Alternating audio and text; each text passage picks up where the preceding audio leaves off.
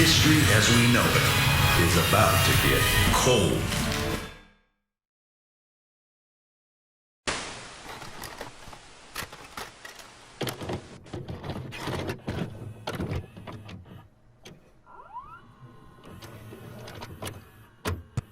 Hi, I'm Jack Cameron.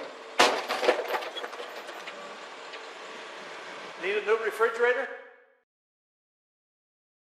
Refrigerators. They keep our food cold. While that is their most common function in today's world, back during the birth of refrigeration technology, the uses were much more important. This innocuous appliance held the secret to food, and is the reason that 75 million people live where they live today.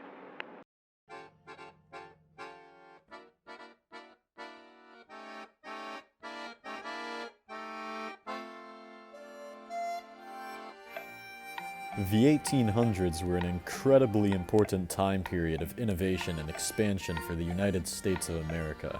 America was rapidly acquiring more and more territory and needed ways to transport settlers and keep them alive. Food is a necessity for human survival, so the settlers needed a reliable way to keep the food from becoming inedible. The western United States was sparse. It was mostly made up of land that was recently acquired from Mexico in the Mexican-American War. The gold rush in California created enough demand for basic settlement, but there was no momentous cities to build from. Food was incredibly difficult to transport for the average Joe Schmo, and there was no easy way to preserve the precious cargo apart from covering it in salt. The Californian diet consisted of mostly beans, but also dried meats, boiled potatoes, and little to no vegetables. They really just ate a lot of beans. Before we discuss how refrigeration helped the Western expansion, we should talk about what it was like.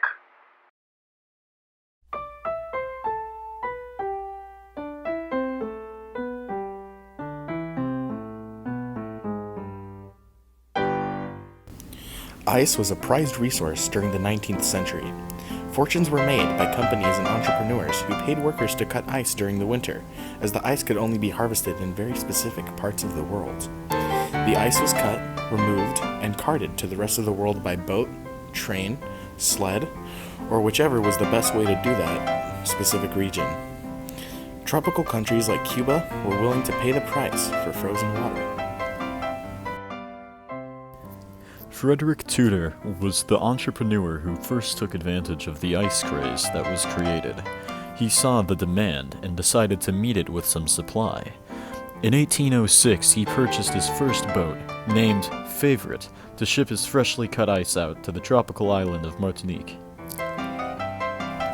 To us, this sounds impossible. There's no way to keep ice cold for a transcontinental journey, but Frederick found a way. By packing ice that was covered in sawdust in sealed wooden crates, he found that ice took longer to melt due to the insulation this wood created. This discovery was absolutely groundbreaking, sparking the beginning of a booming industry of ice transportation. Frederick Tudor made a fortune off of simply moving ice to locations where the frozen water could not be easily created. The actions of Tudor helped begin paving Edit this out. The actions of Tudor helped begin paving the road for using refrigeration for the purpose of shipping and transport. This broke barriers that were previously deemed unable to be broken, as the impossibility of ice transportation became a possibility. Refrigeration would go on to break even more barriers, allowing food items that would not survive the long intercontinental journeys by boat to be shipped farther than ever before. Another American's humble invention would allow this to be a reality. While Frederick Tudor focused on the refrigeration based around transport and shipping, a farmer by the name of Thomas More invented another method for refrigeration. In his free time, Moore invented the revolutionary icebox, one of the earliest prototypes of the modern-day refrigerator. This icebox was made from a large wooden container with a circular tub made of tin inside of it, with cold ice between the layers. An insulator was needed to help this idea work, and Thomas More made the decision to use rabbit fur. Rabbit fur could be used as an amazing insulator to help maintain a cold temperature inside the icebox. This new icebox was an important step forward for refrigeration, as it allowed food to be preserved without the use of drying, smoking, or canning. The previous methods used for food preservation would take much more time to utilize, which was useful for previous generations, but not for the modern civilized folk of 1800s America. Aside from being much more convenient, the icebox allowed for many different types of food to be kept fresh for longer periods of time. While drying, smoking, and canning still had their respective places in society, refrigeration via the icebox was considered to be the greater preservation method.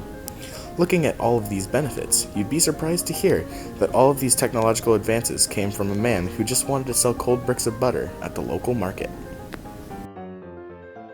Thomas created more ice boxes, which he dubbed refrigeratories, before patenting the term refrigerator in 1803.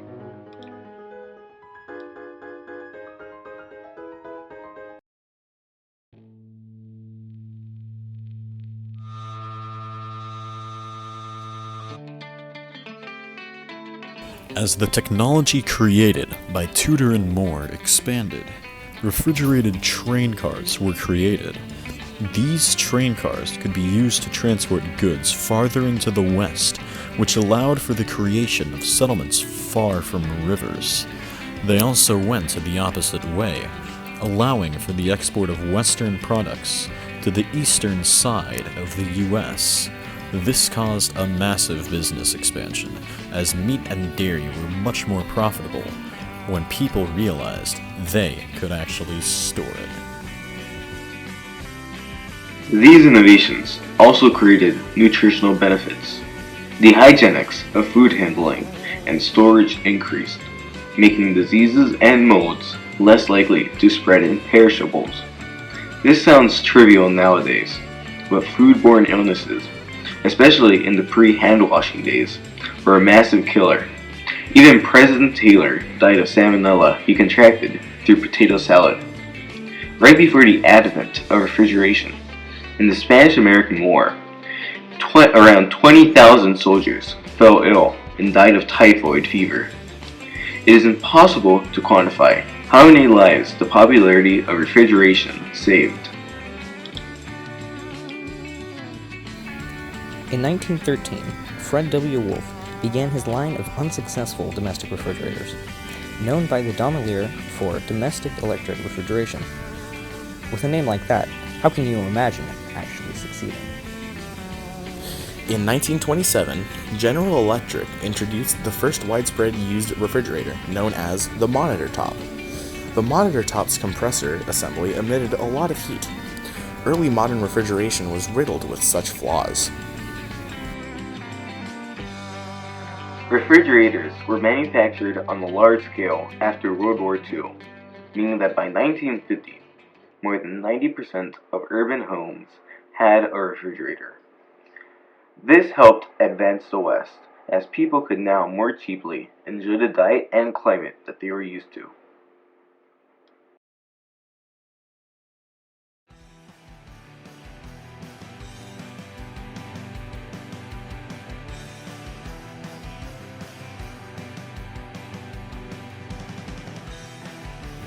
Outside the western United States, the refrigerators saw to a boom in agricultural transportation. This not only let countries who couldn't previously ship to places of high demand develop more dynamic economies, but allowed states like California to export in droves.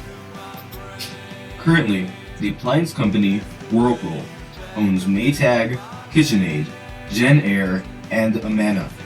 Unsurprisingly, Whirlpool sells the most refrigerators, with its closest competitor being Electrolux, a Swedish appliance manufacturer that is the parent company for Refrigerator.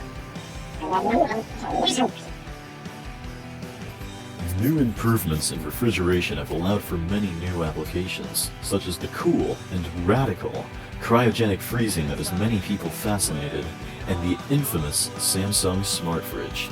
Nowadays, people can use their fridges portably, in small ways, in industrial ways, and in just their household food storage. These appliances can now talk to us, and we've nowhere near exhausted the possibilities of these technologies. This is the Big History of refrigeration.